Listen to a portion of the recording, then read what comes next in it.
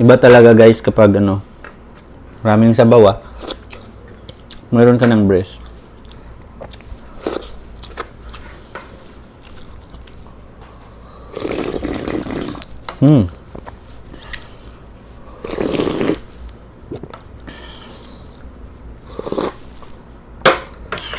Mayroong nagsabi sa akin, bakit kailangan mo pang i-record sa video yung pagkain mo? Actually, bawat isa sa atin merong iba't ibang opinion tungkol dyan. Sa akin, iba din. Maybe, meron tayong iba't ibang reasons. May mga purpose.